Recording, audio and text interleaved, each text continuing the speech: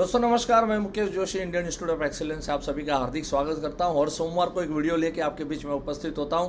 आज एक बड़ा मज़ेदार एक वीडियो आपके बीच में और बहुत ही मज़ेदार बात आपके बीच में रखूंगा। सबसे पहले आप सभी को गणेश चतुर्थी की बहुत बहुत शुभकामनाएं।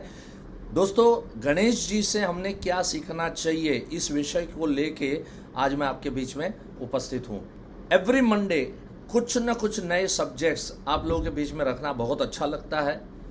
और मैं देख रहा हूँ कि बहुत लोगों के जो फीडबैक आते हैं और बहुत लोगों के जो चैट बॉक्स या कमेंट बॉक्स के अंदर में जो अच्छे अच्छे फीडबैक आते हैं कि सर ये काम हो रहा है, वो काम हो रहा है, आपकी चैनल की माध्यम से हमने MDRT किया। बहुत बहुत बधाई हो आप सभी को and thank you so much for your lovely feedbacks. बस यही जो आपके कमेंट है, आपकी फीडबैक है, ये हमारे लिए प्रेरणा मूर्ति है और इसी प्रेरणा की वजह से आज लगातार 7 साल से इस तरह से अलग अलग मैसेज आपके बीच में दे रहे हैं। दोस्तों, आज हम बात करेंगे कि 5 मुद्दे हम गणेश जी से क्या सीख सकते हैं।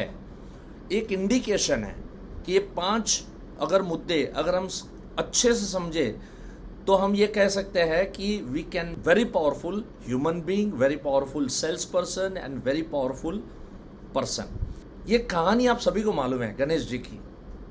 छोटे थे, पुस्तकों में हम लोग पढ़ते थे कि शिव जी जो है वो साधना के लिए गए हुए थे, हिमालय में गए हुए थे। वो जब लौटे तो उनको मालूम नहीं था कि उनका पुत्र गणेश जो है वो द्वार खोला है और उसने प्रवेश करने से मना किया क्योंकि पार्वती माँ जो है वो नहा रही थी। और शंकर भगवान को गुस्सा आया और गुस्सा में सर कलम कर दिया।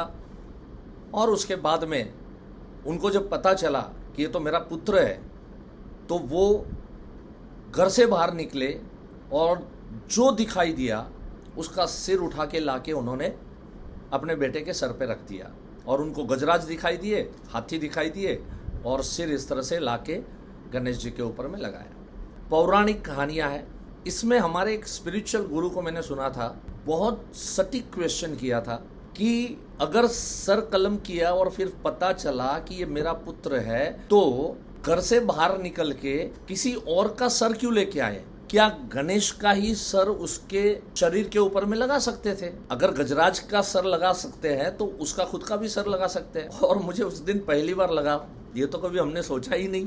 कि कहानी हम सबने सुनी हुई है। तो कहने का मतलब है गणेश जी का जो पोस्चर है उस पोस्चर से बहुत कुछ सीखने जैसा है, राइट। वो एक प्रतीक है, अच्छाई का प्रतीक है, मंगल मूर्ति है।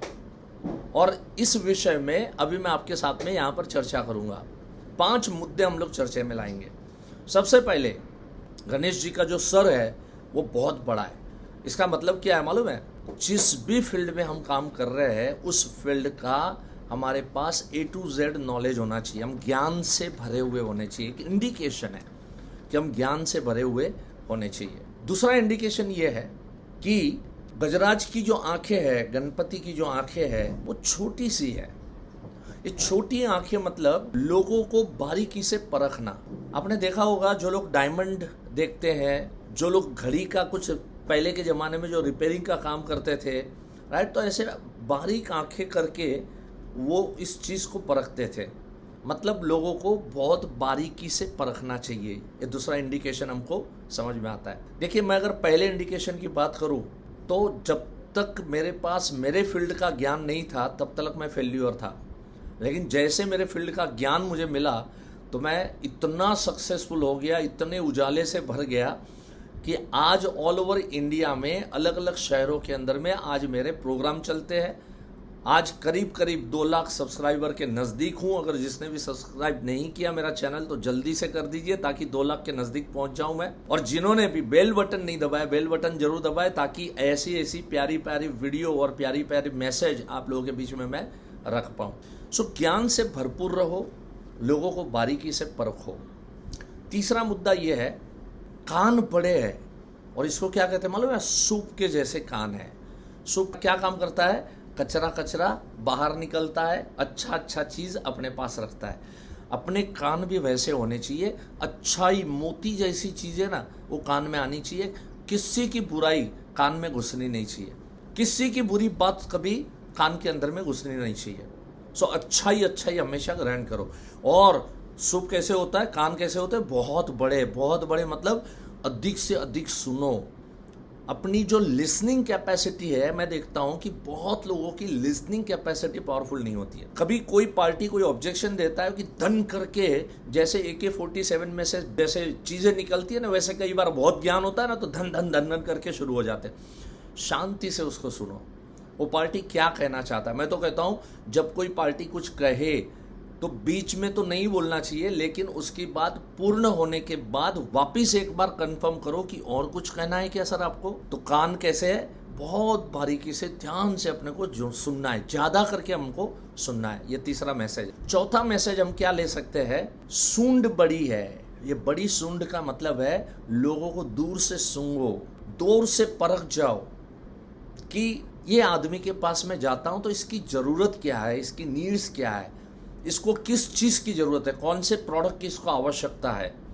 तो अगर उसको दूर से मैंने सूंघ लिया, मैंने देखा है कि आज कुछ इंश्योरेंस एजेंट ऐसे हैं कि जो पार्टी के पास में जाते हैं और देखते हैं कि उसके पास में 50 लाख की गाड़ी है, उसकी 2 करोड़ की कोठी है, लेकिन उसको 5 लाख का सम एश्योर्ड चिपका के आते। इसको मैं चिपकाना ही कहूंगा, क्योंकि ये कोई नीड के हिसाब से नहीं बेचा आपने। तो ये कभी भी नहीं होना चाहिए। सामने वाली पार्टी की जरूरत के हिसाब से आज उसको परख के हमने उसके सामने बात करना है। दोस्तों, मेरे बेसिक कोर्स में 2 टॉपिक मैं लेता हूं, इसके ऊपर 2 उदाहरण मैं लेता हूं और बड़े सटीक उदाहरण है। मुझे आज भी याद है, अलीगढ़ से हमारे राजेश जी, बहुत ही प्यारे डेवलपमेंट ऑफिसर है, और वो आए थे मुंबई में उनके 8-10 एजेंटों को लेके बेसिक कोर्स करवाने के लिए। उसमें एक एजेंट जो है वो उसके कजिन के वहां रुका था, और उसका कजिन जो है वो पवई में रहता था, और पवई में फ्लैट की कीमत जो है वो करोड़ों में होती है। तो उसने उसके कजिन को पूछा, बैठे थे, बेसिक कोर्स कंप्लीट किया था पहला दिन का, और शाम को बैठे थे, उसने कजिन को पूछा कि भाई ये तेरा फ्लैट कितने का है। तो उसने बोला 1.5 करोड़ का फ्लैट है। बोले भाई अगर 1.5 करोड़ का फ्लैट है तो तेरे खुद की वैल्यू भी 1.5 करोड़ के ऊपर होनी चाहिए ना। आज तेरा लाइफ इंश्योरेंस जो है वो कम से कम 1.5 करोड़ का होना चाहिए। And party has agreed. इतनी छोटी सी बात और पार्टी अग्री कर गया, राइट। सो अगर हम दूर से परख के अगर हम बात करें, बरसों पहले कैलकाटा के अंदर में एक किस्सा हुआ था। मेरी ये बातें सुन के कई बार बहुत सी प्रेरणा मिलती है। एक एजेंट ने 5 लाख सम एश्योर्ड की पॉलिसी बेच के 25,000 का प्रीमियम का चेक लेके बैठा हुआ था मेरे क्लास के अंदर में। और जैसे ही इस तरह की बातें चली, वो उसी दिन शाम को छूटने के बाद पार्टी के पास गया और उसने 25,000 प्रीमियम वापस किया और उसको कहा मैंने बहुत बड़ी गलती कर दी है और ये पॉलिसी मैं नहीं कराऊंगा। बोले यार मैं सामने से तेरे को चेक दे रहा हूँ और तू बोल रहा है मैं ये पॉलिसी नहीं कराऊंगा। नहीं कराऊंगा। क्यों नहीं कराऊंगा? क्योंकि आपके पास गाड़ी कौन सी है? बोले होंडा सिटी है। बोले मैंने तुम्हें पॉलिसी जो दी वो मारुति 800 जिसके पास है, ऐसी पार्टियों को जो पॉलिसी दी जाती है वो पॉलिसी मैंने आपको दी गलती से। मैंने आपका स्टेटस देखे बगैर मैंने आपको पॉलिसी बेची। तो बोले अच्छा, तो फिर होंडा सिटी रखने वाले किस तरह की पॉलिसी लेते हैं? और उसके बाद वो एजेंट ने उसी पॉलिसी को कन्वर्ट किया 25 लाख सम एश्योर्ड के अंदर में। See this is the power कि लोगों को हम दूर से सूंघ ले, दूर से परख ले और उसके हिसाब से हम लोगों को पॉलिसियां समझाए। सामने वाले की जरूरत को समझने के बाद, परखने के बाद हमने कोई भी प्रोडक्ट पार्टी के सामने रखना है। 5वीं चीज मैं आपको बताता हूं, और 5वीं चीज ये है, मुंह दिखता ही नहीं है गणेश जी का, सूंड आगे आ जाती है। तो मुंह दिखता ही नहीं है, इसका मतलब क्या है? इसका मतलब जितना जरूरी है उतना ही बोलो।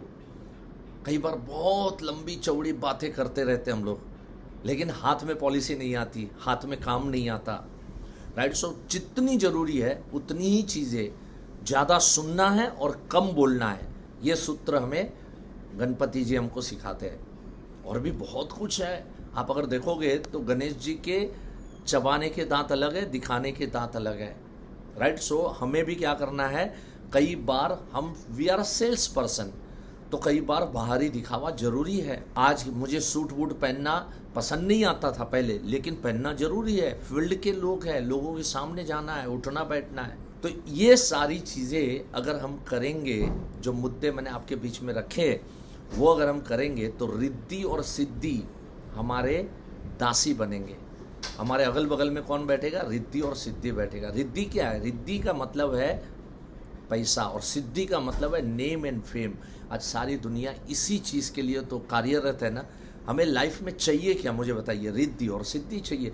तो ये इंडिकेशन अगर हम समझ जाए तो मुझे लग रहा है कि गणेश जी की जो अर्चना है, प्रार्थना है, राइट, वो आपके जीवन के अंदर में आप सक्सेसफुल बनने के लिए इसको उतार सकते हैं। सो अगर मेरी वीडियो पसंद आई तो लोगों तक मैसेज ज़रूर पहुंचाए। मैं इसका कुछ अंश एडिट करके सक्सेसफुल लाइफ मेरी चैनल है उसमें भी डालूंगा, ताकि आम आदमी को भी जानना चाहिए ना कि ये 5 मुद्दे क्या है और हम गणेश जी के क्यों इतनी साधना करते हैं, क्यों इतने गणेश जी को हम एडमायर करते हैं, right. So thank you so much दोस्तों, have a nice time, God bless you. मिलेंगे अगले सोमवार को और नई कथा और नई बातों के साथ। धन्यवाद, नमस्कार।